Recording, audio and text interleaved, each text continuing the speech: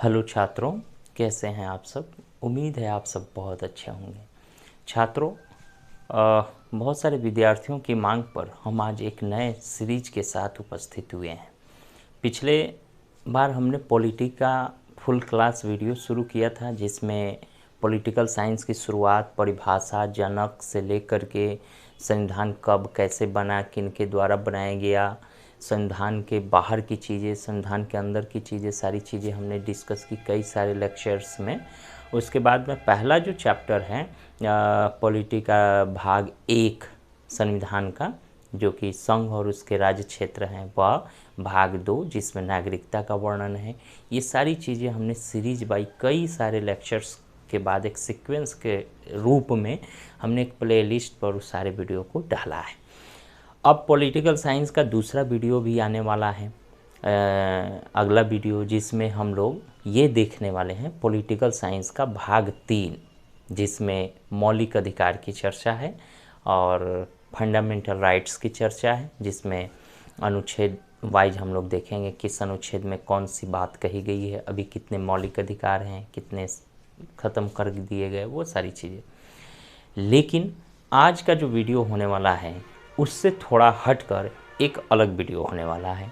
आज के क्लास में हम उसी तरह इतिहास का बेसिक से समझने वाले हैं। इतिहास किसे कहते हैं, इतिहास में पढ़ना क्या होता है, इतिहास कहाँ से शुरू होता है, और आपको कंपटीशन के लिहाज से 11th या 12th में पढ़ते हैं उसके लिहाज से आपको कौन कौन से पोर्शन कितने इम्पॉर्टेंट होने वाले हैं, उन सारी चीज़ों का एक सिलसिलेवार सुव्यवस्थित ढंग से पहला लेक्चर आज हम शुरू कर रहे हैं। इसके बाद फिर दूसरा तीसरा करके आपको इस यूट्यूब चैनल पर मिलता रहेगा।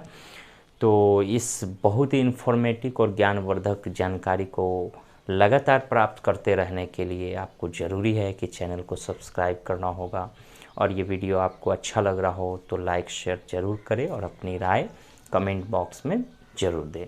तो आइए शुरू करते हैं आज का क्लास। मेरा नाम है चंदन शर्मा और आप देख रहे हैं शर्मा आर्ट्स क्लासेज का इस यूट्यूब चैनल पर हिस्ट्री का पहला लेक्चर। ठीक है, तो देखिए आज के क्लास में हम लोग जानने वाले हैं, इतिहास के बारे में देखने वाले हैं।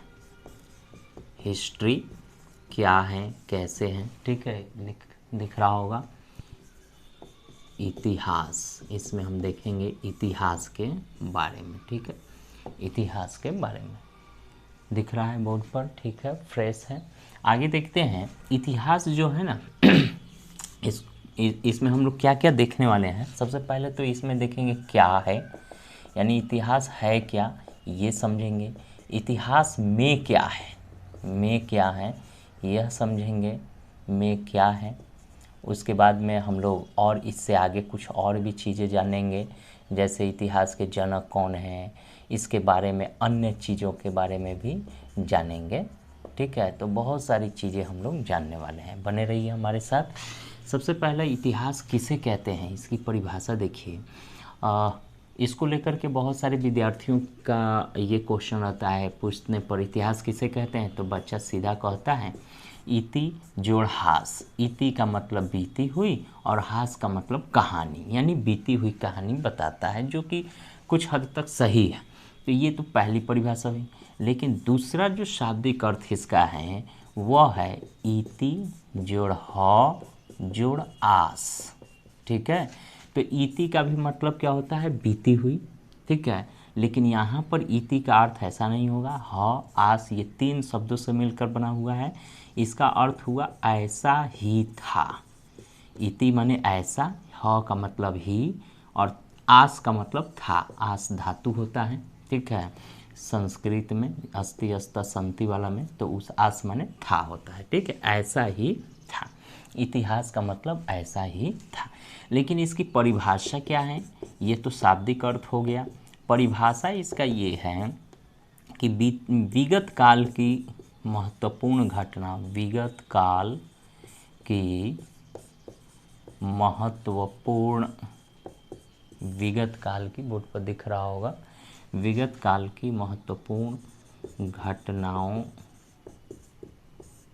का, विगत काल की महत्वपूर्ण घटनाओं का अध्ययन करना, अध्ययन करना इतिहास कहलाता है। इतिहास कहलाता है।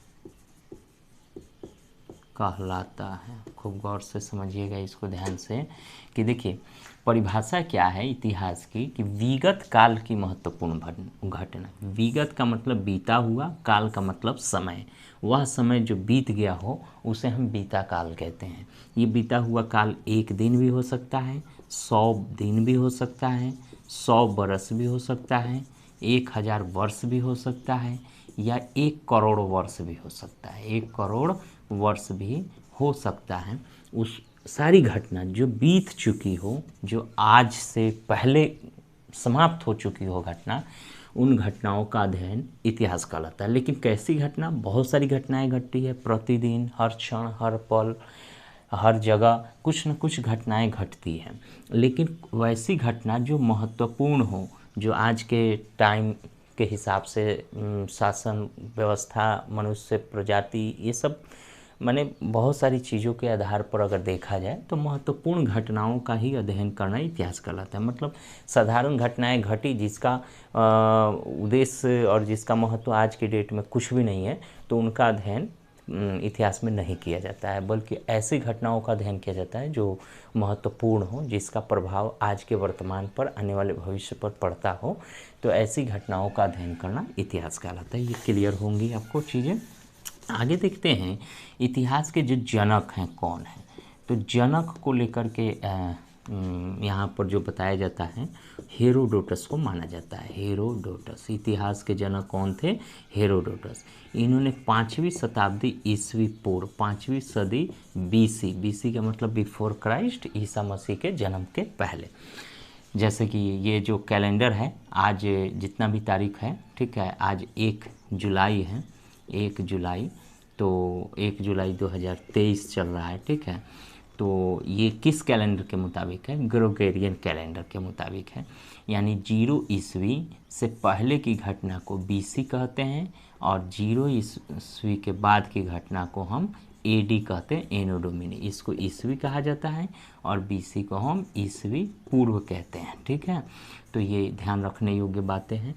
अभी 2023 है, ये 2023 ईस्वी है, लेकिन अगर इसी में हम ईस्वी पूर्व लगा दें, इसका मतलब 0 से हमें 2000 साल पहले जाना होगा, तब 2023 ईस्वी पूर्व आएगा, ठीक है।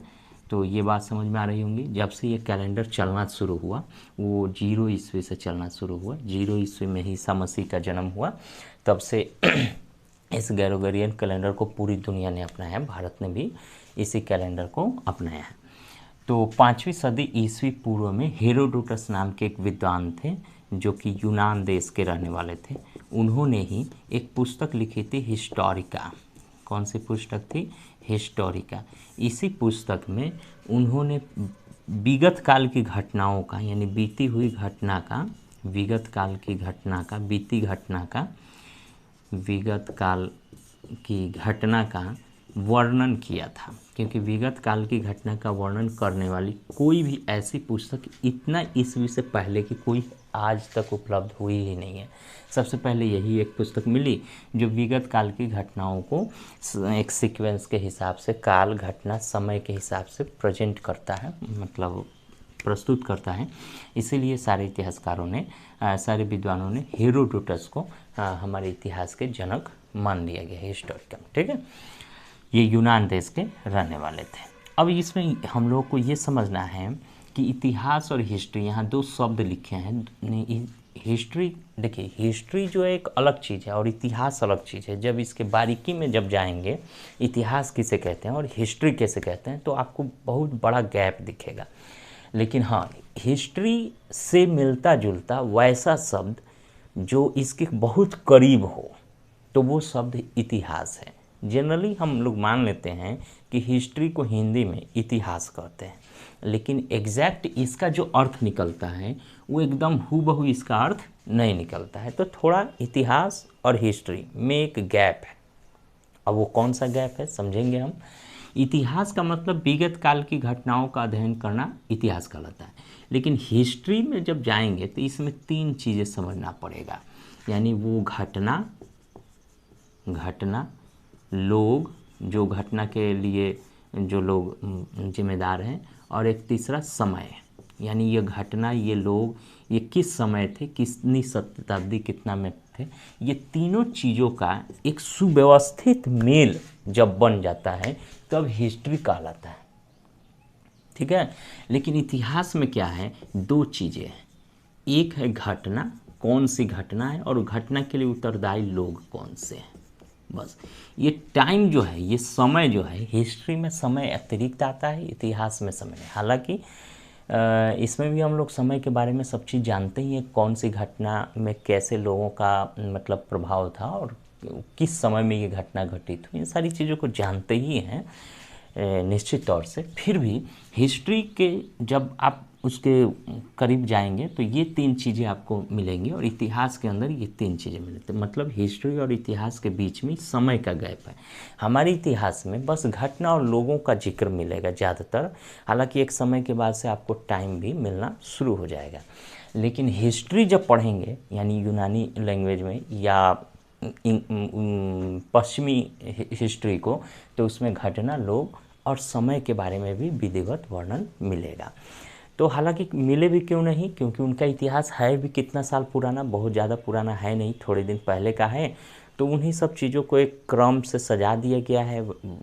इत्तेफाकन देखिए कि बहुत सारे विद्वानों का जन्म हुआ, उन्होंने इन सारी चीज़ों को जोड़ लिया। लेकिन हमारा जो सभ्यता है वो बहुत पुराना है, बहुत वर्षों से, हज़ारों साल पुराना है, लाखों साल पहले से चला आ रहा है। तो उन सारी चीज़ों को उस समय के हिसाब से सजा पाना थोड़ा सा मुश्किल होता ही है निश्चित तौर से।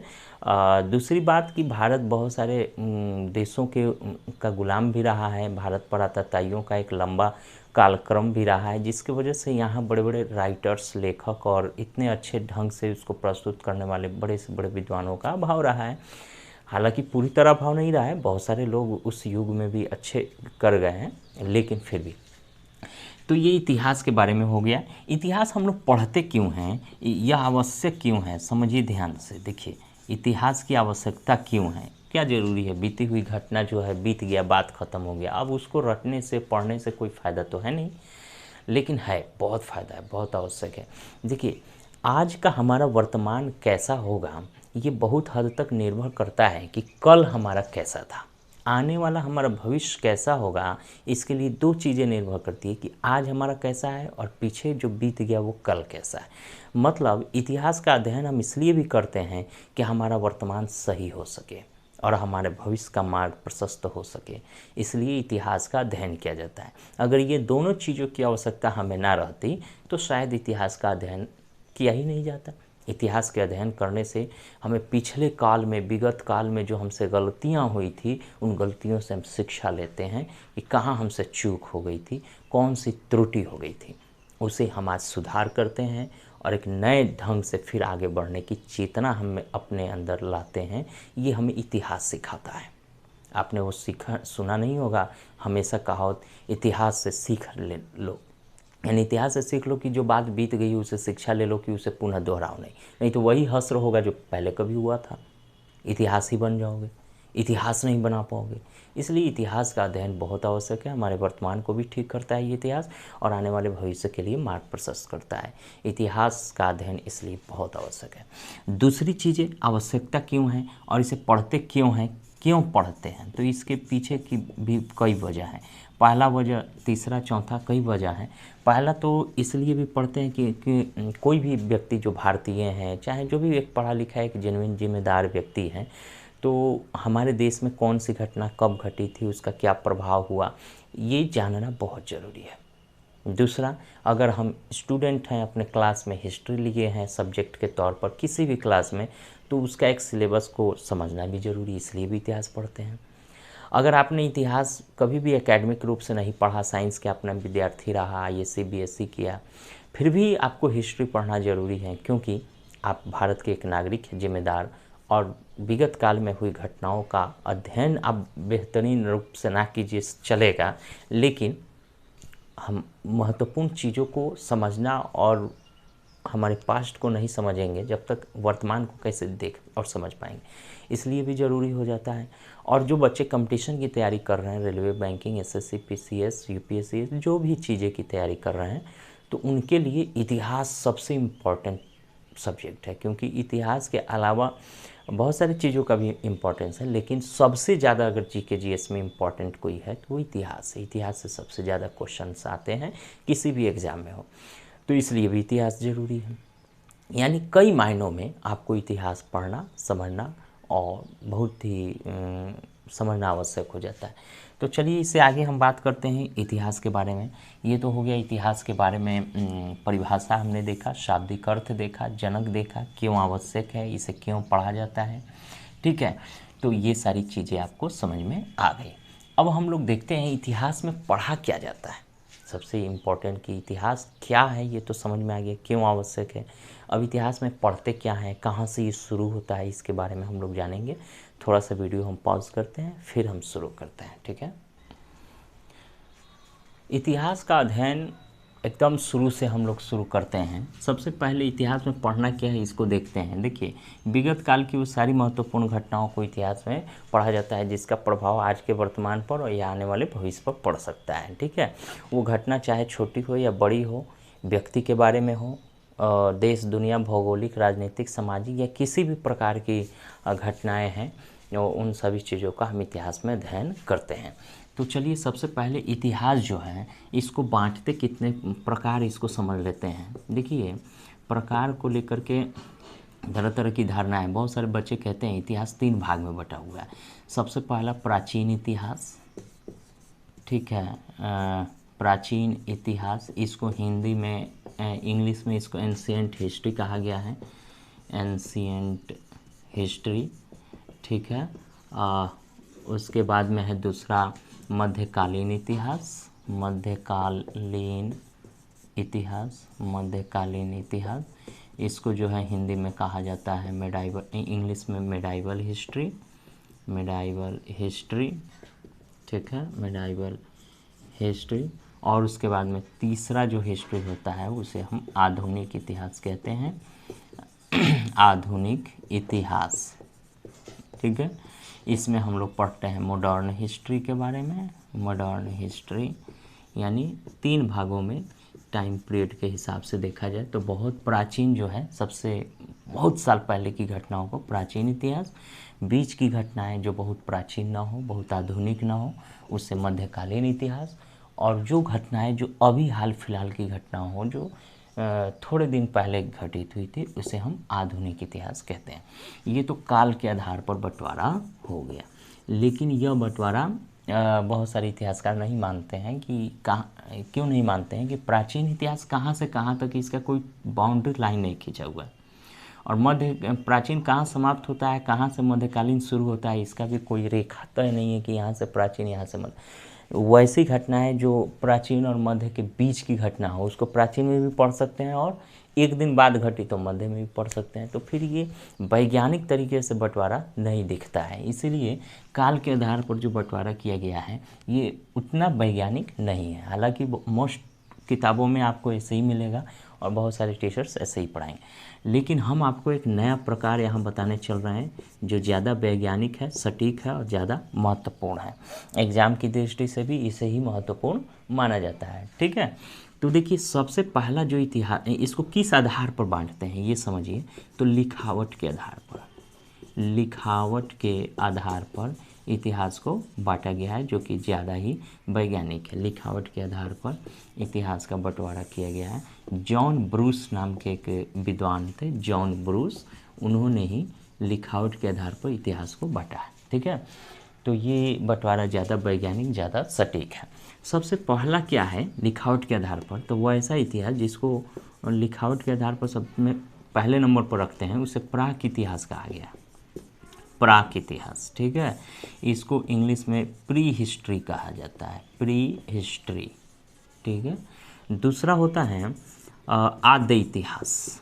आद्य इतिहास का मतलब क्या है, आद्य का मतलब आद्य इतिहास, इसको इंग्लिश में कहते हैं प्रोटो हिस्ट्री। क्या कहेंगे, प्रोटो हिस्ट्री। और तीसरा है ऐतिहासिक। क्या कहा जाता है, ऐतिहासिक, ऐतिहासिक, ऐतिहासिक, हिस्टोरिक, हिस्टोरिक। यानी ये 3 जो है लिखावट के आधार पर इतिहास को 3 भागों में बांटा गया है। पहला है प्राक इतिहास, दूसरा आदि इतिहास, तीसरा ऐतिहासिक। देखिए, इतिहास में जब आप बहुत पीछे जाएंगे तो ये देखेंगे कि ऐसी कुछ घटनाएं घटी हैं जिसका लिखित स्रोत हमें मिला ही नहीं है। जैसे आदि मानव रहते थे, जंगली जानवरों को मार के खाते थे, कृषि का तब विकास नहीं था, वो नदी के किनारे छुप के रहते थे जानवरों को मारने के लिए, जैसे तैसे अवस्था में जीते थे। अग्नि की खोज नहीं हुई थी, बाद में अग्नि की खोज भी हुई तो उसका प्रयोग बहुत लंबे समय बाद हुआ। इन सारी घटनाओं को जब हम इतिहास में पढ़ते हैं तो उस समय की इतिहास की जानकारी मात्र उनके कुछ अवशेषों से मिलती है, उनके द्वारा प्रयुक्त की जाने वाली कुछ वस्तुओं से जानकारी मिलती है, या उन जगहों से मिले हुए कुछ पूरा वस्तुओं से ही प्राप्त होती है। लिखित स्रोत, लिखा हुआ कोई भी दस्तावेज मिला ही नहीं है। क्यों नहीं मिला है? क्योंकि उस समय लोग पढ़ते लिखते थे ही नहीं, उतने सभ्य थे ही नहीं, तो लिखा हुआ चीज़ कहीं नहीं मिला है। तो जब लिखा हुआ चीज़ ही नहीं मिलेगा तो उसको भी पढ़ेगा क्या? पढ़ भी नहीं पाएगा। तो लिखित स्रोत, इतिहास का वह कालखंड जिसके बारे में लिखित स्रोत कुछ भी नहीं मिला हो, अलिखित स्रोत हो, बस पूरा वस्तु हो, भग्नावशेष हो, खंडहर हो, या कुछ प्राचीन ऐसी वस्तुएं हो, वो सारे स्रोत से जो इतिहास का पता लगता है वो प्राक इतिहास है। इसमें लिखा हुआ चीज़ नहीं मिला है, इसको पहला कैटेगरी में रखा गया है। ठीक है। दूसरा आता है इतिहास का वह कालखंड जिसमें लिखने पढ़ने का विकास हो गया, लोग खेती गृहस्थी करना शुरू कर दिए, बहुत सारे चीज़ों का मतलब सुव्यवस्थित समाज डेवलप होने लगा। मतलब प्राक इतिहास के लोगों से ज़्यादा डेवलप हो गए आदि इतिहास के लोग। उनमें घर बनाने की परंपरा, रहन सहन की परंपरा, ये सारी चीज़ों का डेवलपमेंट हो गया, पढ़ना लिखना भी शुरू कर दिया, तभी तो लिखित स्रोत मिला है। तो इस समय लिखा हुआ स्रोत मिला है, आदि इतिहास का वह कालखंड जिसमें लिखित स्रोत मिला है। लेकिन प्रॉब्लम ये है कि वो लिखित स्रोत तो मिला है, लेकिन उसको आज के कोई भी वैज्ञानिक पढ़ नहीं पाए हैं। क्या लिखा हुआ है वो समझ में नहीं आ रहा है। बहुतों ने प्रयास किया, बहुतों ने कोशिश की, लेकिन उसको पढ़ा नहीं जा सका है।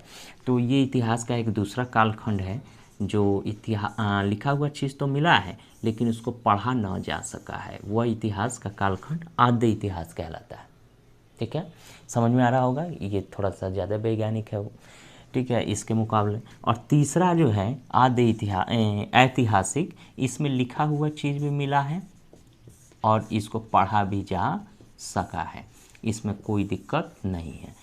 हम लोग तीनों का उदाहरण समझेंगे। सबसे पहले कि प्राक इतिहास में कौन सा आएगा, जैसे पाषाण काल के बारे में, स्टोन एज, जैसे आदि मानव पत्थरों से मतलब जानवरों को मारते थे, जंगलों में रहते थे, गुफाओं में रहते थे, पेड़ पौधों पर रहते थे, जैसे तैसे खाना बदोश और घुमंतू की तरह भटकते थे, उनका कहीं अस्थायी आवास नहीं था, कृषि का विकास नहीं था, आग की खोज तक नहीं हुआ था, जब बारिश होने लगती थी तो वो डरने लगते थे। मतलब ऐसी अवस्था जो जानवर, जंतु और मनुष्य की मतलब एकदम जानवर की तरह रहते थे। ठीक है, पूरी तरह एकदम मनुष्य की तरह, कहने के लिए मनुष्य थे, हालांकि उस समय के मनुष्य आज के जानवर की ही तरह थे, क्योंकि 1859 ईस्वी में एक पुस्तक लिखी गई थी चार्ल्स डार्विन के द्वारा।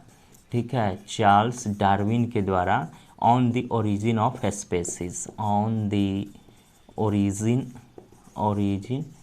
Of species. इस पुस्तक में कहा गया है, on the origin of species नामक पुस्तक में चार्ल्स डार्विन कहते हैं कि हम मनुष्यों का विकास जानवरों के क्रमिक विकास के फलस्वरूप है, प्राप्त हुआ है। यानी हम, कहने का मतलब एक लाइन में समझे तो हम लोगों का जन्म भी जानवरों से ही हुआ है, ये चार्ल्स डार्विन कह रहे हैं। 1859 पूरी दुनिया इसे मानती है और इस पुस्तक को समझती है, मानक एक पुस्तक है। इसका रेफरेंस के तौर पर हम कह रहे हैं कि आदि मानव, प्राक इतिहास के लोग एकदम आज की जंतु की तरह थे, जानवर की तरह थे। ठीक है, तो वो पढ़ना लिखना जानते ही नहीं थे, तो कहाँ से क्या लिखेंगे, कुछ भी नहीं लिखेंगे। तो वह इतिहास कालखंड प्राक इतिहास कहलाता है। ठीक है, दूसरा है आदि इतिहास, ये थोड़ा इससे डेवलप हो गया, इसमें लोग पढ़ना लिखना शुरू कर दिए, खेती गृहस्थी करना शुरू किए, आग जलाना और मतलब खेती करना, ये तो इसी इतिहास में शुरू हो गया था, लेकिन इसका बेहतरीन प्रयोग इस इतिहास ने शुरू किया। उन्होंने लिखना पढ़ना भी शुरू कर दिया, तो लिखा हुआ भी मिला है, लेकिन प्रॉब्लम है कि उनकी लिखावट चित्रात्मक है, भाव चित्रात्मक है, कुछ संकेतों और प्रतीकों का ऐसा प्रयोग किया गया है जटिल रूप से, जिसको आज के वैज्ञानिक कोशिश करके भी नहीं पढ़ पाए हैं। इसलिए वह इतिहास का कालखंड लिखा हुआ स्रोत तो मिला है, लेकिन उसको पढ़ा नहीं जा सका है। तो ये एक दूसरे कैटेगरी का इतिहास हो गया, जिसको आदि इतिहास, इंग्लिश में प्रोटो हिस्ट्री कहेंगे। ठीक है। तीसरा है ऐतिहासिक। ये सबसे लेटेस्ट है, अभी हम लोग इसी एज में जी रहे हैं। ठीक है। इसमें लिखा हुआ स्रोत भी मिला है, उसको पढ़ा भी जा सका है, बहुत सिंपल। ये ज़्यादा इन तीनों से आधुनिक है। ठीक है। तो इसमें पाषाण काल, शिकारी समाज, इस सब के बारे में प्राक इतिहास में पढ़ेंगे। खेती गृहस्थी, थोड़ा सा डेवलपमेंट, हड़प्पा सभ्यता, सिंधु घाटी सभ्यता, ये सब के बारे में, आदि इतिहास के बारे में पढ़ेंगे। हाँ, हड़प्पा सभ्यता में लिखा हुआ चीज़ मिला है, लेकिन उसको पढ़ा नहीं जा सका है। हड़प्पा सभ्यता, सिंधु घाटी की सभ्यता, ये एक आदि ऐतिहासिक सभ्यता है। सबके बारे में हम लोग जानेंगे। और ऐतिहासिक का मतलब उसके बाद का काल, चंद्रगुप्त मौर्य, अशोक के अभिलेख ब्राह्मणी और खरष्टी लिपि में लिखे हुए मिले, कुछ आरामाइक लिपि में, कुछ ग्रीक लिपि में भी लिखे मिले।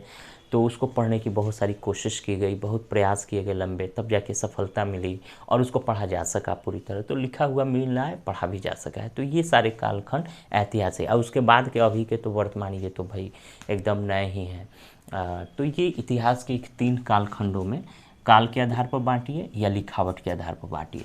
तो लिखावट के आधार पर जॉन ब्रूस नामक एक वैज्ञानिक थे, इतिहासकार थे, उन्होंने ही ये इसका बंटवारा किया है, जो कि इनसे ज़्यादा वैज्ञानिक और ज़्यादा सटीक दिखती है। तो आज के क्लास में हम इतना ही रहने देते हैं। इससे आगे हम लोग फिर देखेंगे प्राक इतिहास को भी कई कालखंड में, पाषाण काल में, यानी पूरा पाषाण काल, मध्य पाषाण काल, नव पाषाण काल, ठीक है, उत्तर पाषाण काल का ही बांटा गया है। किस पाषाण काल में किस चीज़ की खोज हुई, कहाँ से क्या कंकाल मिले, कहाँ से खेती के अवशेष मिले, कहाँ से अग्नि का खोज हुआ, ये सारी चीज़ों के बारे में हम लोग अगले क्लास में स्टेप बाय स्टेप सारी चीज़ों को जानेंगे। एग्ज़ाम की दृष्टि से कौन से प्रश्न कितने इम्पोर्टेंट है, उन सारी चीज़ों पर हम लोग समझेंगे। तो आज के लिए इतना ही रह देते हैं। उम्मीद है आपको ये क्लास समझ में आया होगा। अगर क्लास अच्छा लगा हो तो लाइक शेयर कमेंट अवश्य करें, अपनी राय जरूर दें कमेंट बॉक्स के माध्यम से, और चैनल पर नए हैं तो सब्सक्राइब जरूर करें। अगर पुराने भी हैं, सब्सक्राइब नहीं किए हैं, तो ज़रूर सब्सक्राइब करें, क्योंकि ऐसा इन्फॉर्मेटिव वीडियो आपको हमेशा मिलता रहेगा। तो मिलेंगे अगले क्लास में, तब तक के लिए जय हिंद छात्रों।